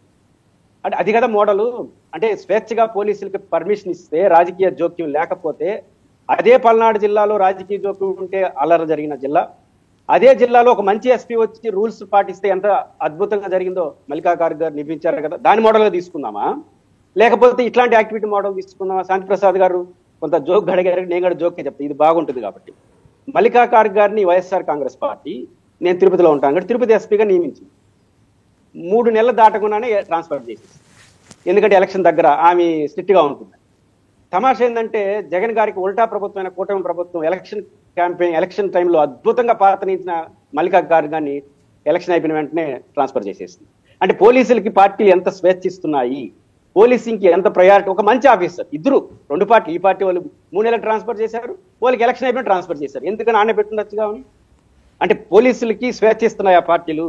ఈరోజు ఆ ఘటన జరిగిన చోట పోలీసులు ఆ మార్గం చేయకపోతే, ఇట్లాంటి ఘటనలు చేసే వాళ్ళకు హెచ్చరిక లేకపోతే ఎట్లా అనే వాళ్ళకి నేను ఈ సమాధానం చెప్తాను. పోలీసులు నిజంగా స్వేచ్ఛిస్తే మల్లికా కార్గి లాంటి వాళ్ళు పెట్టండి, స్వేచ్ఛని ఏంటి? వాళ్ళకి పోలీసులకి ఈ పార్టీలు చూడొద్దండి, పదవులు చూడొద్దండి, రూల్స్ ప్రకారం పాటించండి, స్వేచ్ఛని 6 నెలలు అన్ని సెటిల్ చేస్తారు. లేదు మన ఆంధ్రప్రదేశ్ ఇదే పోలీసులు ఖచ్చితంగా చేస్తారు. పోలీసులకు స్వేచ్ఛ చేయాల్సింది ఆ విషయంలో పార్టీలు మాత్రం స్వేచ్ఛనివ్వు. ఇట్లాంటి ఘటనలు జరిగినప్పుడు భావోద్వేగం, ఇప్పుడు ఉదాహరణకు తీసా ప్రశాంత్ ప్రసాద్ గారు చెప్పింది ఎగ్జాక్ట్లీ కరెక్ట్. అసెంబ్లీలో జగన్ గారు అట్లా సమర్థించడం కరెక్ట్ కాదు. కానీ ఆ రోజున భావోద్వేగం ఏంటంటే వాళ్ళని చంపాలి ఆ ఎదవాళ్ళని అనే భావన ప్రజల్లో ఉంది. దాన్ని రెప్రజెంట్ చేసేసినాడు, బాగానే ఉంది పొలిటికల్ గా. బట్ అది కరెక్ట్ కాదు, అది ప్రాక్టీస్ కరెక్ట్ కాదు, ఇది కరెక్ట్ కాదు, అది కరెక్ట్ కాదు. ఎందుకంటున్నానంటే వారు ఆ రోజు హైదరాబాద్ ఘటనలో పోలీసులు కరెక్ట్ కావచ్చు టెక్నికల్ గా, లేకపోతే ఇక్కడ మళ్ళీ పల్నాడులో వాళ్ళు దుర్మార్గం చేసి వాళ్ళు హెచ్చరిక చేస్తుండొచ్చు. దీన్ని అలౌ చేస్తే, దీన్ని అంగీకరిస్తే రేపు ప్రజాస్వామ్యంలో పరిస్థితులు ఎట్లా ఉంటాయి? ఈ రోజు దానికి ఉపయోగించినటువంటి ఈ పోలీస్ స్వేచ్ఛ రేపు ఇంకో దానికి ఉపయోగించాలని గ్యారంటీ ఓడిస్తాడు. రేపు రాజకీయ ప్రత్యర్థుల మీద ఈ పార్టీ ఆ పార్టీ పక్కన పెడతాం, ఒక అలో చేస్తే ఇట్లాంటి సిస్టాన్ని రేపు ప్రత్యర్థుల మీద పెడితే దాన్ని భరించేది ఎట్లా సొసైటీ? ఒకవేళ ఇట్లాంటి దారుణాలు జరిగే వాళ్ళని ఏదో గట్టిగా హెచ్చరిక చేయాలంటే బెస్ట్ మోడల్ మా జిల్లాలో అంజనా సిన్హా గారు ఉన్నారు, ఎస్పీ. మన అనంతపురంలో పవర్ఫుల్ ఎస్పీ ఉన్నారు. ప్రాక్టీస్లు భయపడి చచ్చినారు, ఎవరిని బహిరంగ కొట్టలేదని. కాబట్టి పోలీసులకి స్వేచ్ఛ అంటే ఒక మల్లికా కార్గ్ లాగా ఇంకొక రకంగా ఇంకోటి తీయండి, ఖచ్చితంగా నిరూపిస్తే తీరుతారు.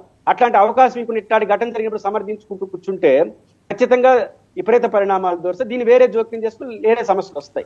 కాబట్టి జగన్ గారు ఏం చేశారు, కూటమి ఏం చేసిందని పక్కన పెట్టి ఇట్లాంటి యాటిట్యూడ్ మాత్రం అంగీకార యోగ్యం కాదు. చట్టపరంగానే యాక్షన్ తీసుకుంటే మంచిది. కొంత మనకు న్యాయ వ్యవస్థ ఏం చెప్తుంది, 100 మంది దోషులు తప్పించుకోవచ్చు కానీ ఒక నిర్దోషికి శిక్ష పడకూడదని మన న్యాయస్ఫూర్తి. ఎందుకని నిర్దోష శిక్ష పడకూడదు కాబట్టి కొంత తప్పులు కూడా జరగచ్చు. కాబట్టి మనం చట్టపరంగానే యాక్షన్లోకి వెళ్ళాలి. అవసరమైతే ఫాస్ట్ ట్రాక్ కోర్టులు పెట్టి చేయాలి తప్ప ఇట్లాంటి హ్యాండిల్ చేస్తే ఈ రోజు కరెక్ట్ కావచ్చు కానీ రేపు ఇంకో దాని దుర్వినియోగం అయితే సొసైటీ భారీ మూల్యాన్ని చెల్లించుకునే పరిస్థితి అని మాత్రం. రెడ్డి గారు ఏంటి దినాలు ఏంటండి అంటే ఒకటి నేను వ్యూహాత్మకంగా ఇప్పుడు ఎన్నుపోటు, సైకో ఈ పదాలు నేను వాడదలుచుకోలేదు కానీ పాయింట్ ఏంటంటే ఆయన రాజకీయంగా వ్యూహాత్మకం ఎత్తుగడ వేశాడు జగన్మోహన్ రెడ్డి గారు. ఏంది ఆ ఎత్తుగడ? ఇప్పుడు 4వ తేదీ రిజల్ట్స్ వచ్చింది, కూటమి అద్భుత విజయాన్ని సాధించింది, జగన్మోహన్ రెడ్డి గారు భారీ ఓటమిని చెవి చూశారు. ఈ పిలిపికున్నట్టు చర్చ అంతా ఏంటి, జగన్మోహన్ రెడ్డి గారు ఓడిపోయినాడు, జగన్మోహన్ రెడ్డి గారు ఇంకా అయిపోయింది పార్టీ, ఈ చర్చ జరుగుతూ ఉంటుంది రాష్ట్రంలో. ఇప్పుడు తెలివిగా ఏం చేశాడు, ఎన్నిపోటు అని పిలిపించినాడు. ఇప్పుడు ఎన్నిపోటు పదాలు పక్కన పెడతాం, వాళ్ళు ప్రధానంగా ఇచ్చిన హామీలు ఏంటి, వాళ్ళేంటి, ఈ రెండు చర్చలు జరుగుతాయి అనే ఉద్దేశంతో బహుశా వారు ఇచ్చినట్టున్నారు. ఈ పోటులు, ఈ సైకోలు ఇవి పక్కన పెట్టేసి 1 year రిజల్ట్స్ వచ్చిన సందర్భంగా ఒక హేతుబద్ధమైన చర్చ, ఏమి హామీలు ఇచ్చారు, ఏమి జరిగింది, ఇంకేం చేస్తారు, వీళ్ళేం నేర్చుకోవాలి, వాళ్ళు నేర్చుకోవాలి. ఆ రకంగా ఇద్దరి మధ్య డిబేట్. జగన్మోహన్ రెడ్డి గారు ఎన్నికల సమయంలో జగన్మోహన్ రెడ్డి గారు ఒక విషయంలో నేను తప్పట్లేను, అదేంటంటే కూటమి ప్రభుత్వాన్ని ఎన్నికల హామీల విషయంలో నిలదీసే నైతిక అర్హత మాత్రం జగన్ గారికి ఉందని నేను నమ్ముతున్నాను. ఎందుకంటే ఎలక్షన్ క్యాంపెయిన్ లో వారు వాళ్ళ మేనిఫెస్టోని పక్కన పడేసి తెలుగుదేశం మేనిఫెస్టోతో తిరిగినాడు. ఇది సాధ్యం కాదు అని డేటాతో సహా చెప్పినాడు. దానివల్ల ఆయన నష్టపోయాడు కూడా. కొంతమంది ఈయన ఏదైతే చేయడం వాళ్ళైతే చేస్తారని అనుకున్నారు వాళ్ళ సభకు వచ్చిన వాళ్ళే. కాబట్టి ఇంకా అయితే ఆ నైతికత ఉంది కదా, ప్రశ్నించకుండా కానీ వాళ్ళు సమాధానం చెప్తారు. రెండు జరగని ఈ ప్రభుత్వం నడకపోయినా ఆయన వాదన ఈయన వాదన అంటే ఈ ఎన్నిపోట్లు ఈ పదాలు పక్కన పెట్టి చర్చ జరిగితే బాగుంది. ఓకే, ఏంటి రఫీ గారు?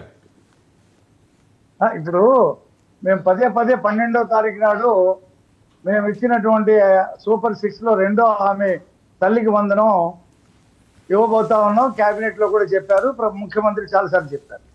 అలాగే 12వ తారీఖు నాడు అన్నదాత సూర్యబాబు కింద మేము వాళ్ళ రైతులకు ఏమైతే 20,000 రూపాయలు ఇవ్వాలనుకుంటున్నామో అది ఇవ్వబోతా ఉన్నాం. ఆగస్టు 15న మహిళలకి ఫ్రీ బస్సు ఇవ్వబోతా ఉన్నాం.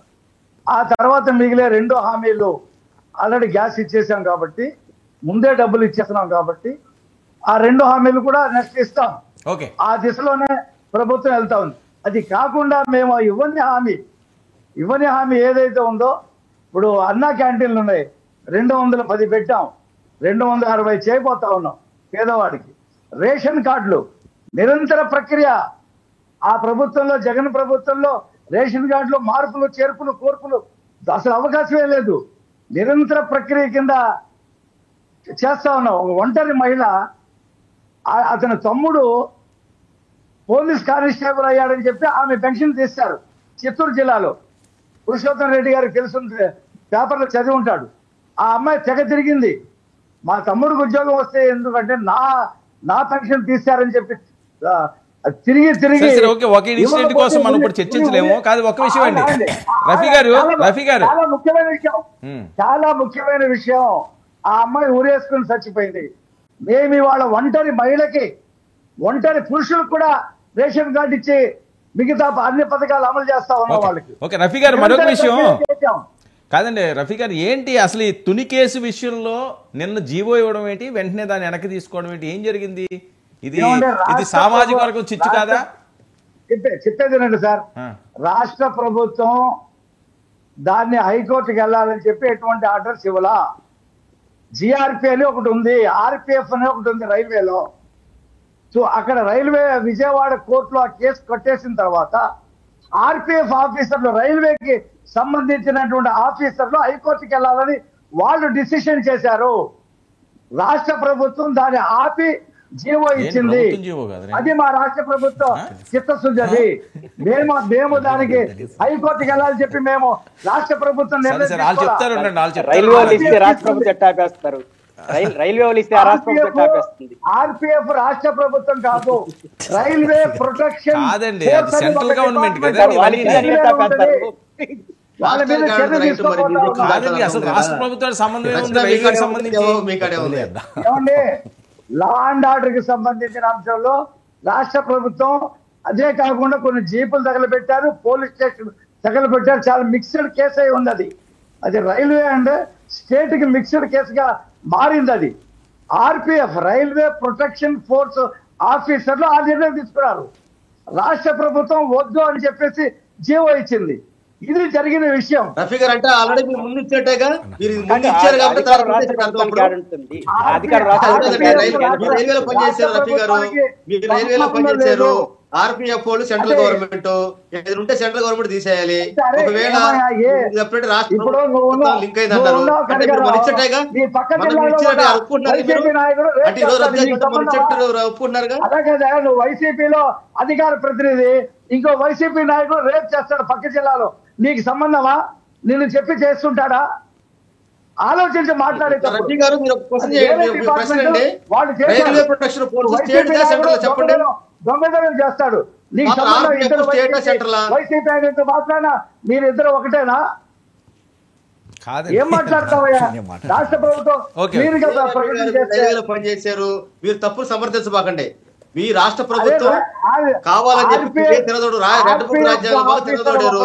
అక్కడ తూర్పు గోదావరి వెస్ట్ గోదావరి జిల్లాల నుంచి కాపు సామాజిక గురించి మొత్తం కూడా కాపు నాడు నాయకులు మొత్తం కూడా మీ చెప్పులు పిల్లలు వాయించేటప్పుడు మీరు రేటు తీసుకున్నారు. అది చెప్పండి, ఒప్పుకోండి. ఇప్పేది వినవయ్యా, తప్పేంటి? నువ్వు పెద్ద మాట్లాడుతున్నావు, అనే రూల్స్ తెలిసినట్టు. ఆర్పిఎఫ్ ఆఫీసర్ ఒకటి వెళ్ళాలని నిర్ణయం తీసుకున్నాడు, తీసుకోకూడదని రాష్ట్ర ప్రభుత్వం జీవో ఇచ్చింది. అది మిక్స్డ్ కేసు కాబట్టి ప్రతి దాన్ని శవాన్ని చూసి రాజకీయాలు చేయటం, తప్పుడు కేసులు సపోర్ట్ చేయటం, రేప్ చేసిన వాళ్ళని సపోర్ట్ చేయటం, ఇదే. అదే ఆ మాచర్లలో ఈవీఎం పగలు కొడితే తప్పేంటని చెప్పి మాట్లాడాడు ఈ వాడు నెల్లూరు వెళ్ళి. సరే సరే ఓకే. రఫీ గారు ఒక్క నిమిషం అండి, రఫీ గారు ఒక్క నిమిషం చర్చిద్దాం ఉండండి. మీ వెర్షన్ మీరు చెప్పారు కదా, ఒక్క నిమిషం అండి. మా నాయకుల మీద మీ నాయకుడు ఎలక్షన్ ప్రచారంలో తాడిపండులో అవసరమైతే కర్రలు కొట్టండి అని చెప్పేసి రఫీ గారు ఒక్క నిమిషం చర్చిద్దాం దాని మీద. శాంతి ప్రసాద్ గారు ఒక్క నిమిషం అండి. రఫీ గారు ఒక్క నిమిషం వెయిట్ చేయండి. శాంతి ప్రసాద్ గారు అరే ఒక్క నిమిషం అండి, మీరు వెయిట్ చేయండి. రఫీ గారు ఒక్క నిమిషం వెయిట్ చేయండి. కూలీకోరులని అరాచకవాదులకి పదవులు కట్టుబెట్టాడు. నాయకుడి మీద 2 కేసులుండి 30 కేసులుండి స్టేల్ మీద నడుస్తా ఉన్నాడు. ఇంకా మీరు మాట్లాడేది ఏంటి? కనకరావు గారు ఒక్క నిమిషం. శాంతి ప్రసాద్ గారు ఇప్పుడు వర్మ గారు ఒక మాట చెప్తాను. పురుషోత్తమ రెడ్డి గారు చెప్పింది వాస్తవం. అదేంటంటే పోలీసులు ఏ ప్రభుత్వం అయినా సరే వాళ్ళని చట్టపరిధి దాటి వెళ్ళనివ్వరు. 3rd డిగ్రీ అనేది చాలా ప్రమాదకరం. అది ఏ రకంగా అవుతుందంటే పోలీస్ హింస రాజ్యహింస అంటారు. అది ఆటోమేటిక్ గవర్నమెంట్ మీద పడుతుంది. ఆ రోజు ఏ గవర్నమెంట్ ఆ గవర్నమెంట్ మీద పడుతుంది దాని యొక్క ఎఫెక్ట్. కాబట్టి పోలీస్ హింసని మనం ప్రోత్సహించకూడదు, ఎందుకంటే రాజ్య హింసగా పరిగణించబడుతుంది. కాదు, నాకు ఈ పాయింట్ కావాలి. మీకు దీని మీద ఐడియా ఉండుంటది. ఏంటి తుని కేసు మళ్ళీ తిరగదోవడం ఏంటి, మళ్ళీ క్యాన్సిల్ చేసుకుందామని వెనక్కి వెళ్ళడం ఏంటి? ఇది చాలా పెద్ద ఎత్తున వైరల్ అవుతున్న అంశం. ఏం జరిగింది? నిన్న ఏం జరిగింది, ఈ రోజు ఏం జరిగింది? ఉభయ గోదావరి జిల్లాలో పెద్ద ఎత్తున తిరుగుబాటు వచ్చిందట కాపుల నుంచి, అందుకని ప్రభుత్వం వెనక్కి తగ్గింది అని. లేకపోతే ముద్రగడ పద్మనాభం గారు టార్గెట్ చేసుకుంటా కొంతమంది కాపులందరినీ ఆ రోజున వాళ్ళ ఆ కేసులన్నీ కూడా కక్షపూర్తిగా చెయ్యాలని ఆలోచన చేశారట. నిజమా కాదా? నేను చూశానండి అది. నేను కూడా నా ఫేస్బుక్ లో స్పందించాను. కూటమి ప్రభుత్వం తరపున ఇటువంటి చర్యలు వద్దని కూడా నేను సూచించడం కూడా జరిగింది. అయితే ఇక్కడ వాస్తవం ఏంటంటే తుని ఘటన జరిగింది, అక్కడ ప్రాణ నష్టం అనేది జరగదు. మనం ఇది గమనించాలి. ప్రాణ నష్టం అనేది జరిగితే ఖచ్చితంగా రాష్ట్ర ప్రభుత్వానికి కూడా స్టేక్ హోల్డ్ ఉంటుంది. కానీ అక్కడ జరిగింది ఆస్తి నష్టం. ఆస్తి ఎవరిది? కేంద్ర ప్రభుత్వ ఆస్తి. రైలు రత్నాచల్ ఎక్స్ప్రెస్ దహనం జరిగింది. అక్కడ చర్యలు తీసుకోవాల్సింది రైల్వే. దాని పెట్టిన కేసు వల్ల తీసుకున్నారు.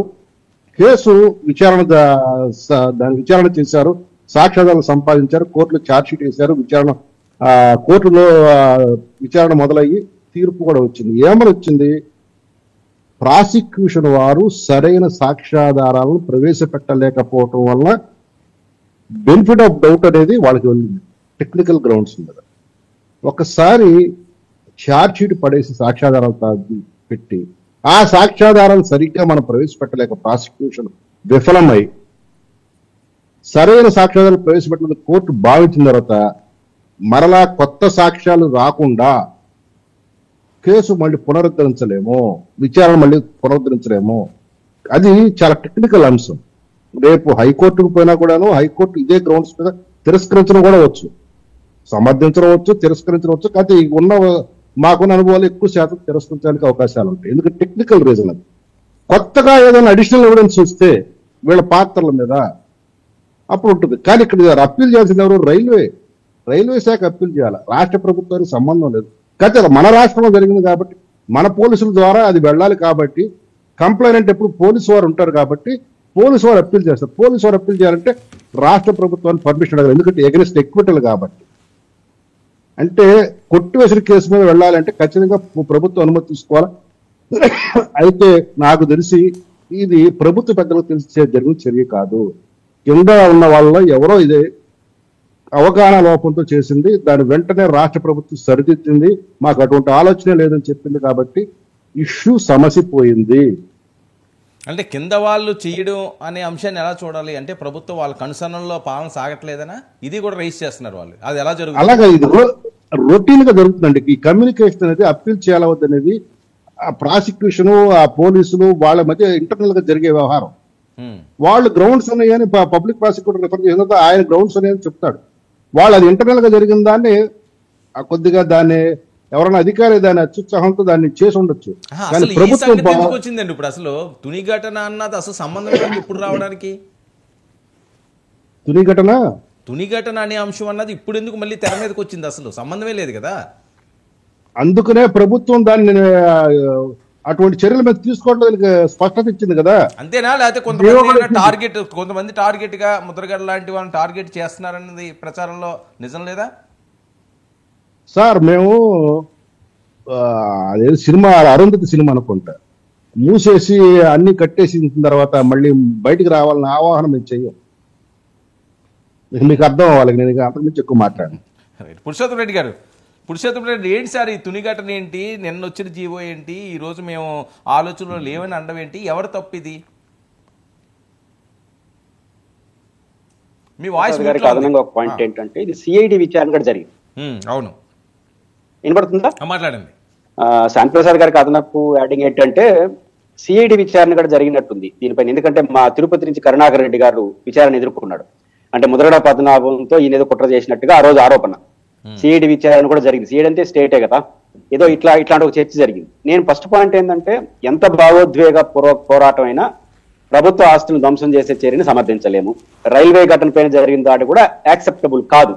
కాకపోతే భావోద్వేగమైనటువంటి రిజర్వేషన్స్ తో ముడిపడిన అంశం. ఆ రోజు కూడా ప్రభుత్వం ఫస్ట్ స్టేట్మెంట్ ఇది రాయలసీమ నుంచి రౌడీలు వచ్చి కూడా అయ్యారని చెప్పేశారు యాజ్ చీఫ్ మినిస్టర్ ఆ రోజు. తర్వాత చివరిగా రాయలసీమ ఊరు లేరు దాంట్లో ఆ కేసులో.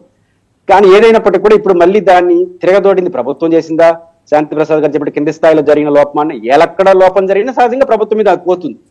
ఇప్పుడు ఉపసంహరించుకున్నారు కాబట్టి ఏదో ఒత్తిడి ఉందనే భావన కూడా కలుగుతుంది. అయితే ఉపసంహరించుకోవడం నేను స్వాగతిస్తున్నాను. పాయింట్ ఏంది, రైల్లో జరిగిన ఘటన వ్యతిరేకిస్తాను. అట్ ద సేమ్ టైం ఒక కులం ఒక సున్నితమైన భావోద్వేగ అంశం లాగడం అనేది ముగిసిపోయిన అధ్యాయం. ఒక రకంగా రైల్వే కోర్టు కేసు కొట్టేసింది, తిరుపతిలో ఉన్న కరుణాకర్ రెడ్డి వాళ్ళ మీద కేసు కొట్టేసింది. మొత్తం మీద ఆ రోజు జగన్మోహన్ రెడ్డి ప్రభుత్వం మిగతా వాళ్ళ మీద కేసు విత్డ్రా చేసుకుంది. ఇక్కడ ముగిసిపోవడం బెటర్. ఇట్లాంటి చట్టం జరగకుండా పెద్దలు జాగ్రత్తలు తీసుకోవాలి. దీని పునర్విచారణ మళ్ళీ మొదలైతే ఏమవుతుంది, లేనిపోయిన కాంప్లికేషన్ వస్తుంది. ఎక్కడ జరిగినా అది బయటకు వచ్చిన వెంటనే ప్రభుత్వం విత్డ్రా కావడం అనేది మంచి పరిణామం, దాన్ని ఆహ్వానించదగ్గ పరిణామం. రాజకీయ విమర్శ ఎదుర్కొంటారు. ఇంత పెద్ద జీవో ఎందుకు వచ్చింది, ఎందుకు విమర్శ ఖచ్చితంగా అపోజిషన్ దాని వాళ్ళు ఫేస్ చేయక తప్పదు. ఒక మంచి పరిణామం విత్డ్రా చేసుకోవడం, అంటే మేము ఇచ్చినాం కాబట్టి ఇట్లే ఉంటాం అనకుండా విత్డ్రా చేసుకోవడాన్ని ఆహ్వానించదగ్గ పరిణామం. కానీ ఘటనని ఎట్లా ఉపసంహరించుకున్నా ఎటువంటి పరిస్థితుల్లో కూడా ప్రభుత్వ ఆస్తుల మీద దాడి చేయడం లాంటి ఘటనలు ఎటువంటి పరిస్థితులు జరిగినా దాన్ని యాక్సెప్ట్ చేయకూడదు. అది రైలు ఘటన అయినా ఇంకోటైనా యాక్సెప్ట్ చేయకూడదు. దానికి కఠినంగా ఉద్యమం నిర్వహించే వాళ్ళు బాధ్యతగా ఉండాలి. ప్రభుత్వం కూడా ఇట్లాంటి ఘటనలు ఎప్పుడు స్పాంటేనియస్ గా ఫర్మ్ గా ఎవరిచ్చి ఇట్లాంటి జరగకుండా చూసుకునే దానికి జాగ్రత్తలు తీసుకుంటే మంచిది. ఇక్కడ చిన్న క్లారిటీ అండి, ఇక్కడ పునర్విచారణకు ఆదేశించలేదు. ఇక్కడ పునర్విచారణ కాదు, కింద కోర్టులో కేసులు అప్పీల్ చేయడానికి కంప్లైంట్ తరపున ఉన్న పోలీసులు కానీ లేకపోతే ఫిర్యాదుదారులు కానీ వాళ్ళు ఎప్పుడు కూడా ఆ ప్రయత్నాలు చేస్తారు. అది నేర విచారణలో జరిగే ప్రక్రియ. ఆ ప్రక్రియ జరిగింది తప్ప పునర్విచారణ అనేది ప్రభుత్వం కూటమి ప్రభుత్వం ఎప్పుడు ఆదేశించలేదు, అది జరగలేదు, జరగదు కూడా. ఓకే సార్ ఇందాక జగన్మోహన్ రెడ్డి గారి ఇష్యూ మాట్లాడతాం, మధ్యలో వేరే వాళ్ళు ఛాన్స్ ఇచ్చారు. ఒక 3 పాయింట్లు చెప్పాలి సార్. నేను జగన్మోహన్ రెడ్డి గారు చదువులోకి వెళ్తున్నారా సార్ ఒక్కసారి డిస్కషన్ బ్యాక్ వద్దామండి. జగన్మోహన్ రెడ్డి గారి యొక్క తెలాలి పర్యటన ఎలా చూడాలంటే 3 అంశాలు ఇందులో మెయిన్ ఇంపార్టెంట్ సార్. ఆయన ఇండైరెక్ట్గా ప్రజలకు 3 మెసేజ్లు ఇస్తున్నారు. మొదటి వన్ ఏంటంటే జగన్మోహన్ రెడ్డి గారు ఎవరైతే పరామర్శించడానికి వెళ్ళారో వాళ్ళ చరిత్ర తెలియకలేదు సార్. వాళ్ళ చరిత్ర, వాళ్ళ మీద ఎన్ని కేసులు ఉన్నాయి, అటెంప్ట్ మర్డర్లు ఉందా, చైన్ దొంగతనం కేసులు ఉన్నా, గంజాయి కేసులు ఉన్నాయి, అన్నీ తెలుసు సార్. అన్నీ తెలుసు కూడా కావాలి జగన్మోహన్ రెడ్డి గారు ఎందుకు పరామర్శించడానికి వెళ్ళి సపోర్ట్ చేస్తా ప్రెస్ మీట్ పెట్టారంటే ఇండైరెక్ట్గా కార్యకర్తలకు ఒక మెసేజ్ ఇస్తున్నారు. మీరు లా అండ్ ఆర్డర్ ఏతుందో దాన్ని మీరు ఎంత డిస్టర్బ్ చేసినా నేను మీకు సపోర్ట్ చేస్తాను, ఎంత దుర్యోగం చేసినా మీకు సపోర్ట్ చేస్తాను, ఇక్కడ మనకు కావాల్సింది ఎలాగైనా ఇదిగా ఉండాలని చెప్పి కార్యకర్తలు సపోర్ట్ చేయడానికి ఒక ఇండైరెక్ట్ మెసేజ్ ఇవ్వడానికి వెళ్ళారు సార్. రెండోది ఏంటంటే వినండి, అదే చెప్తున్నాను వినండి. ఇప్పుడు పోలీసుల మీద వినండి సార్ వినండి, పోలీసుల మీద ఈ వంతు ప్రెజర్ పెట్టి వాళ్ళు సస్పెండ్ చేయాలని చెప్తున్నారు. నిజంగా కూటమి ప్రభుత్వం ఆయన మాట్లాడిన సస్పెండ్ చేస్తే రేపు టాంచి పోలీసులు ఏం మాట్లాడతారు తెలుసా, ఏం చేస్తారు తెలుసా? ఏ కేసులు పడినా మనం ఏమైనా యాక్షన్ తీసుకుంటే మళ్ళీ మన మీదకి వస్తే అటు జగన్మోహన్ రెడ్డి గారు సపోర్ట్ చేయట్లా, ఇటు కూటమి ప్రభుత్వం సపోర్ట్ చేయట్లా, మనకెందుకు తన్నుకుంటారు, కొట్టుకుంటారు, మన దగ్గర కేసు వచ్చినప్పుడు కేసు ఫైల్ చేసేద్దాం అన్న విధానం మెసేజ్ తీసుకెళ్తారు. పోలీసులు నిజాయితీ పరులు కాదు, కొంతమంది అడ్వాంటేజ్ తీసుకుంటే ఆడికి ఎవడ మీద కోపం ఉంటది, వీళ్ళు కొట్టమన్నారు కదా, వాళ్ళు సస్పెండ్ చేయలేదు కదా, రఘురామకృష్ణరాజు కేసులో మనం తప్పు పెట్టాం. ఈ కేసులో మనం ఎందుకు తప్పు పెట్టాలి సార్? ఏదన్నా తప్పు పెట్టాలి, న్యాయం మాట్లాడాలి. ఏదన్నా తప్పు ఆ రకంగా తప్పు వాళ్ళు సెక్షువల్ కాస్ట్ సరే మనం ఎవరో పోలీసులకి ఎవరో పడారో అనుకుందాం, ఏం చేద్దాం? ఈ లారీ పట్టుకుంటే వెళ్ళి ఆడ పొడుస్తారు.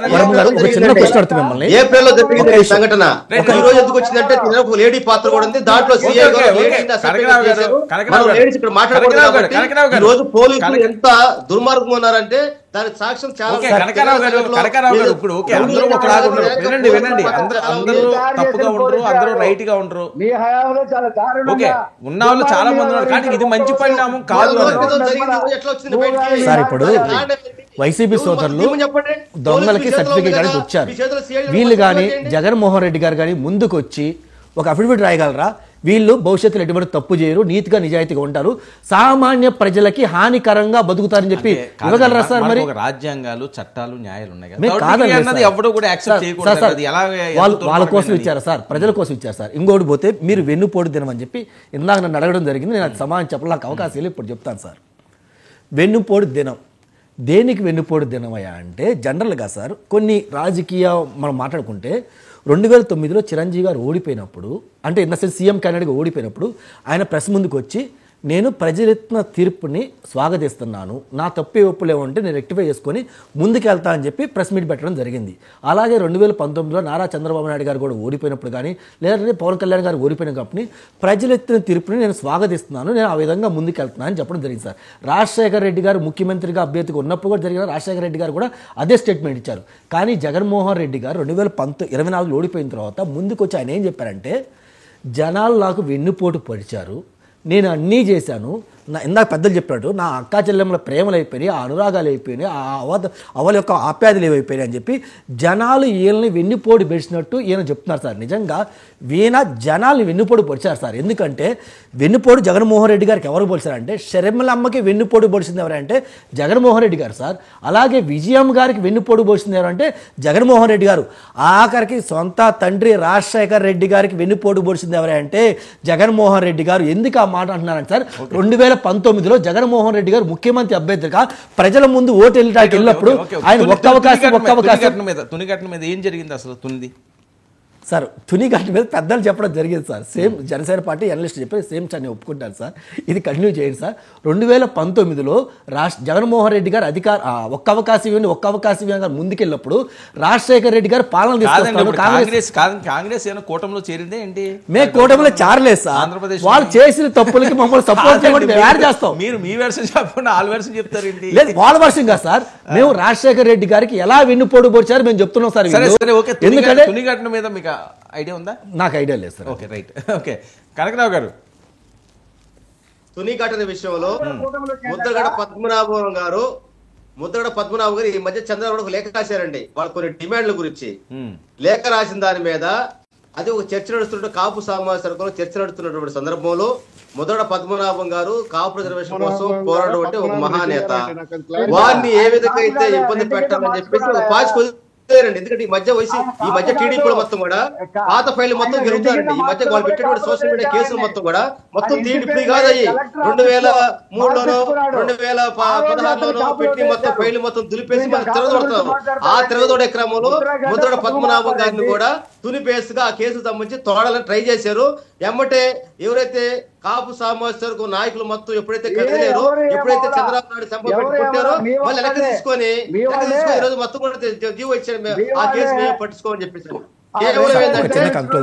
పద్మనాభం గారి మీద వ్యక్తిగత కక్ష పూర్తి ఆయన దెబ్బతీయడం కోసం మొత్తం ప్రయోగం స్టార్ట్ చేశారు. అది చివరికి బెడిసిపట్టింది, ఆ బాణం తిరిగి వాళ్ళకి పుచ్చుకుంది. అందుకని వాళ్ళు ఆ కేసులు ఇప్పుడు మేము తీసుకున్నాను. ఇందాక రఫీ గారు చెప్పారండి, ఆర్పిఎఫ్ కి మీకు సంబంధం స్టేట్ గవర్నమెంట్ కి మీకేం సంబంధం ఉంది అసలు? అది మీ గవర్నమెంట్ జీవో ఇస్తే అంతకుముందు మీరు జీవో ఇస్తేనే కదా, అంత మీద పర్మిషన్ ఇస్తే కదా కేసు సంబంధించి తిరగడానికి. మీరు అంతకుముందు కేసులు సంబంధించి మరలా పునఃసమీక్ష కోసం ఇచ్చారు కాబట్టి ఈ రోజు కాదని చెప్పేసి మీరు ఇచ్చారు. జిఆర్పి ఉందా రాష్ట్ర ప్రభుత్వానికి సంబంధించిన డిపార్ట్మెంట్ ఒకటి ఉంది రైల్వేలో, జిఆర్పి గవర్నమెంట్ రిజర్వ్ పోలీస్ అనే ఒక డిపార్ట్మెంట్ ఉంది, దానికి ఒక ఎస్పీ ఉన్నాడు రైల్వేలో. ఓకే, మీ మాట వస్తాను. పర్మిషన్ ఇచ్చారు, మీరు ఇచ్చారు కాబట్టి కాదని కాదు. ఇప్పుడు మళ్ళీ దాన్ని స్టాప్ చేయమని చెప్పేసి మీరు జీవించిన అర్థం ఏంటి? కేవలం తుని సంఘటన విషయంలో ముద్రగడ పద్మనాభం గారిని కేసు పురక్షించే పేరుతోటి వారిని ఈ కేసు ఇరికించాలని చెప్పేసి వారిని శాశ్వతంగా దెబ్బతీయడం కోసం ఒక పార్టీ వదిలేరంటే అది చివరికి బిడ్స్ కొట్టింది. అందువల్ల ఈ రోజు వెనక్కి తీసుకున్నారు. అందుకని నువ్వు చక్కలు కొట్టుకుంటున్నావా? ఎప్పుడు పెట్టి దాదాపు ఇప్పుడు 3 సంవత్సరాల క్రితం పెట్టినటువంటి కేసులు మొత్తం తీసి శాంతిప్రసాద్ గారు, వాస్తవా ముద్రగడ పద్మనాభం గారు ఏదో లేఖ రాశారట, దానికి కడుపు మంటతోటి ఆయన ఇబ్బంది పెట్టాలని, ఆ సామాజిక వర్గం ఆయనకు అండగా ఉన్న వాళ్ళని అందరినీ కూడా ఆయన నుంచి దూరం చేయాలని కుట్రతోటి కూటమి చేసిన నిర్వాహకం ఇది, అది బెడిచి కొట్టింది అని చెప్పి శాంతిప్రసాద్ గారు ఒక్క నిమిషం ఉండండి రఫీ గారు. ఆ సామాజిక వర్గం ఆయన పూర్తిగా అవగాహన ఉన్న వ్యక్తి, ముద్రగడ పద్మనాభం గారికి దగ్గరగా తెలిసిన వ్యక్తి, ఆయన చెప్పనివ్వండి, మీది కాదు కదా ఇష్యూ. శాంతిప్రసాద్ గారు, ఆయన మంత్రిగా పనిచేసినప్పుడు కాపులకి నా ఇంట్లో ప్రవేశం లేదు అని బయట బోర్డు పెట్టింది ఎవరు? హైదరాబాద్. తరువాత నేను నా పేరుని ముద్రగడ పద్మనాభం కాదు నుంచి ముద్రగడ పద్మనాభ రెడ్డిగా మార్చుకున్న జీవో తెప్పించుకున్నది ఎవరు? ఒకసారి ఆయన తన కులాన్ని మార్చుకున్న తర్వాత, అసలు కులం మార్చుకున్నది మన దేశంలో లేదు, చరిత్ర లేదు. మతం మార్చుకోవటం ఉంది కానీ కులం మార్చుకోవడం లేదు నాకు తెలిసి. కానీ మొట్టమొదటిసారి దాన్ని ఏమంటే ఒక సాంప్రదాయం తీసుకొచ్చాడు కులం మార్చు. ఒక్కసారి అతను మా కులస్తుడు కాదు అన్న తర్వాత కాపులు అతనితో ఎందుకు సెయిల్ అవుతారు?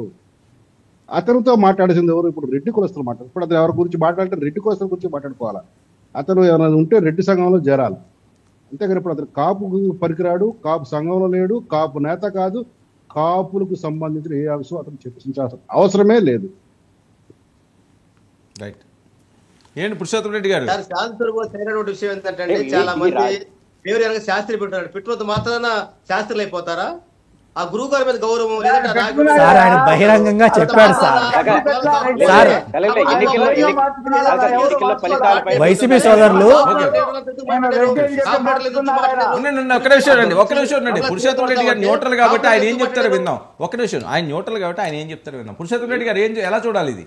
వర్మగారి ఎలక్షన్ టైంలో జరిగిన వాద ప్రతివాదాల్లో ఆయన బస్తీ మీద సవాలు నేను మార్చుకుంటానని చెప్పినాడు. ఆ క్రమంలో మార్చుకున్నట్టున్నాడు. అది అనవసరం. ఇప్పుడు శాంతి ప్రసాద్ అయినప్పుడు మా కులమే కానప్పుడు మా గురించి మీకు ఎందుకు అంటాడు. అది నేచురల్ కదా, నువ్వు పేరే మార్చుకున్న తర్వాత నాకేం సంబంధం అంటారు కదా. పాయింట్ ఏంటంటే పద్మనాభం గారు కాపు సామాజిక వర్గంలో ఒక బలమైనటువంటి ఇన్ఫ్లుయెన్సర్ కలిసిన వ్యక్తి, దాంట్లో సందేహం లేదు. కాబట్టి ఎప్పుడు కూడా డిమాండ్ బట్టి, ఎప్పుడు కూడా రైట్ డిమాండ్ని ఎవరు ముందు తీసుకొస్తారో వాళ్ళే లీడ్ చేస్తారు. ఎప్పుడు కూడా డిమాండ్ ఉంది అనుకోండి, ఎంత పెద్ద నాయకుడైనా. ఇప్పుడు నేను పెద్ద నాయకుడిని, రైట్ డిమాండ్ నేను రైట్ టైంలో పట్టించుకోకపోయింది అనుకోండి, మీరు చిన్న నాయకుడు మీరు పట్టించుకున్నా పెద్దది అవుతారు. నేచురల్ గా ప్రజల నుంచి వస్తున్న సమస్యను బట్టి ఉంటుంది. కాబట్టి నేను ఏదో తెలుగుదేశం పార్టీ కూటమి నుంచి ఒక మిస్ఫైర్ జరిగింది. ఆ మిస్ఫైర్ ని సరిదిద్దుకున్నారు, వెల్ అండ్ గుడ్. ఆడికి ఆపేస్తే మంచి. సహజంగా వైసీపీ అడుగుతుంది కదా, మీరు భయపడ్డారని. ఇది రాజకీయ విమర్శ, దాన్ని మనం చేయగలిగింది ఏం లేదు. ఓకే, ఏంటి శాంతిప్రసాద్ చెప్పండి. గతంలో ముద్రగడ పద్మనాభం గారు లేఖలు విడుదల చేసినప్పుడు తన పేరు ముద్రగడ పద్మనాభం అని రాసేవాడు. ఇప్పుడు లేఖలు విడుదల చేసినప్పుడు ముద్రగడ పద్మనాభ రెడ్డి అని విడుదల చేసుకుంటున్నాడు. కాదని చెప్పమానండి. అవును, అలాగే రాస్తున్నారు. కాదని చెప్పడానికి సబ్జెక్ట్ కరెక్టే కదా. సబ్జెక్ట్ మనం మాట్లాడుకుందాం. వారు ఏదైతే వెలుపుచ్చినటువంటి లేఖలు ఉన్నటువంటి సారాంశము, ఆ సబ్జెక్ట్ గురించి మీరు మాట్లాడండి. సరే, ఇప్పుడు నేను ప్రశ్న జగన్ రెడ్డి అతను క్రిస్టియన్ మతంలో కులాలు ఉండవు. మరి ఈ రెడ్డిని హిందూ పేరు ఎట్లా పెట్టుకున్నాడు? పుట్టుకతో పేరు కాదండి. పద్మనాభం గారు ఈ మధ్య కాలంలో చంద్రబాబు నాయుడు లేఖ రాసి కొన్ని అంశాలు తెర మీద తెచ్చాడు. దానికి భయపడ్డాను. మీరు ఒప్పుకోవడానికి రెడ్డి ఉంది కాబట్టి మాడుకోకూడదు, రెడ్డి లేదు కాబట్టి మాడుకుంటాము. ఏంటండి ఏ విషయంలో చేస్తాడులే. సార్, ముద్రగారు పద్మనాభం గారు మంచి లీడర్, మనం కాదని లేదు. 19-24 మధ్య ఆ లేఖ రాసి జగన్మోహన్ రెడ్డి గారితో ఎందుకు ఒప్పించుకోలేదని నా డౌట్ సార్, పెద్దలు చెప్పాలి. ఇంకోటి, ఇందాక ఇప్పుడు ఏదో లేఖ చర్చ అవుతున్నారు కదా సార్, ఆ లేఖ ఆ టైంలో రాయొచ్చు, ఎందుకు రాయలేదు మరి నాకు తెలియదు. ఇంకోటి, జనసేన పార్టీ సోదరులు మంచి మాట చెప్పారు సార్. ఇప్పుడు నాకు ఒక సామాజిక వర్గం ఉంది, నేను ఆ సామాజిక వర్గం కోసం పోరాడతాను. అలాగే ప్యానల్లో ఉన్న వాళ్ళకి ఒక్కొక్కరికి ఒక్కొక్క సామాజిక వర్గం ఉంది, ఆ సామాజిక వర్గం కోసం ఇదవుతారు. ఆయన ఇచ్చిన మాట మీద నిలబడి ఎలక్షన్ అయిపోయిన తర్వాత ఆ మాట కోసం ఆయన ప్రేమ మార్చుకొని రెడ్డి సామాజిక వర్గంలో చేరారు. ఇప్పుడు ఆయన మీ రెడ్డి సామాజిక వర్గం, మీరు కూడా ఆయన ఎందుకు యాక్సెప్ట్ చేయలేకపోతున్నాడు? మీరు చేయాలి కదా ఆయన్ని. ఇప్పుడు ఆ సామాజిక వర్గంలో ఉన్నప్పుడు ఆ సామాజిక వర్గం కోసం పోరాటం చేయమండి. నాయుడు సామాజిక వర్గం పోరాడటానికి మా సోదరులు ఉన్నారు, ఇంకా చాలా చాలా మంచి మంచి లీడర్లు ఉన్నారు, వాళ్ళు పోరాడతారు కదా. మీకెందుకంతా కాపు సామాజిక వర్గం కోసం ఆయన ఏం పోరాటలేదే. ఏ సార్, లేఖలు అదేగా డిమాండ్ చేస్తుంది ఆయన, లేఖలు అదే డిమాండ్ చేశారు సార్. ఆయన లెటర్ ఇష్యూ, పెద్దలు చెప్పినట్టు లెటర్ ఇష్యూ చేసేటప్పుడు కూడా పద్మనాభ రెడ్డినే రాసుకుంటున్నాడు కదా. మరి ఇంకా మీరు రెడ్డిగా ఎందుకు యాక్సెప్ట్ చేయట్లా? చంద్రబాబు నాయుడు గారు ఒక జీవోలు తీసుకొచ్చి ఆ రోజు ఆ ప్రభుత్వంలో 2019 ముందు రిజర్వేషన్లు అనే అంశంలో బీసీలో చేర్చడం కొద్దిగా కష్టం కాబట్టి మంజునాథ్ కమిషన్ ఆ రికమెండేషన్ అప్పుడు ఇంకా కన్సిడరేషన్ లో ఉంది ప్రెసిడెంట్ దగ్గర అని చెప్పేసి ఈడబ్ల్యూఎస్ కోటాలో 5% ఇచ్చారు. అది సమంజసమా కాదని వేరు అంశం. అది అమల్లో కూడా వచ్చింది. చంద్రబాబు నాయుడు గారు ఇచ్చిన ప్రభుత్వం ఇచ్చిన 5% ఈడబ్ల్యూఎస్ కోట అమల్లో కూడా వచ్చింది కాపులకు. అయితే తర్వాత 14-15 జీవోల ద్వారా వచ్చిన దాన్ని జగన్ రెడ్డి ప్రభుత్వం ఏ కాపు నాయకుడు కానీ లేదా ఏ కాపు వ్యతిరేక నాయకుడు కానీ అడగకుండానే రద్దు చేశారు. ఎందుకు చేశారు? ఇప్పుడు రెండోది, తర్వాత సెంట్రల్ గవర్నమెంట్ పార్లమెంట్లో ఏం చెప్పింది? స్థానికంగా రిజర్వేషన్ అంశాలు అనేది రాష్ట్ర ప్రభుత్వ పరిధిలోనివి, వారు అక్కడక్కడ సామాజిక పరిస్థితులు, ఆర్థిక మదింపులు, మిగతావన్నీ బ్యారేజ్ వేసుకుని వాళ్ళు ఇచ్చుకోవాలా. అది కూడా ఎట్లా శాస్త్రీయంగా ఒక కమిషన్ వేసి. మరి అటువంటి అప్పుడు జగన్ రెడ్డి చేతిలో ఉన్నప్పుడు ఎందుకు పద్మనాభ రెడ్డి గారు మాట్లాడలేదు?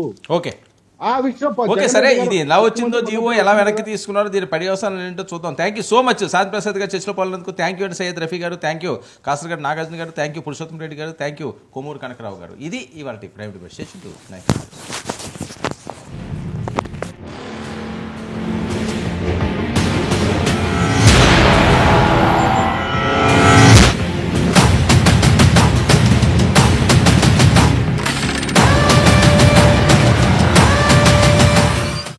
ఈ బులెటిన్ ని సమర్పిస్తున్న వారు మాస్టర్ మైండ్స్. కామర్స్ చదవాలనుకునే 10th ఇంటర్ విద్యార్థుల తొలి ఎంపిక.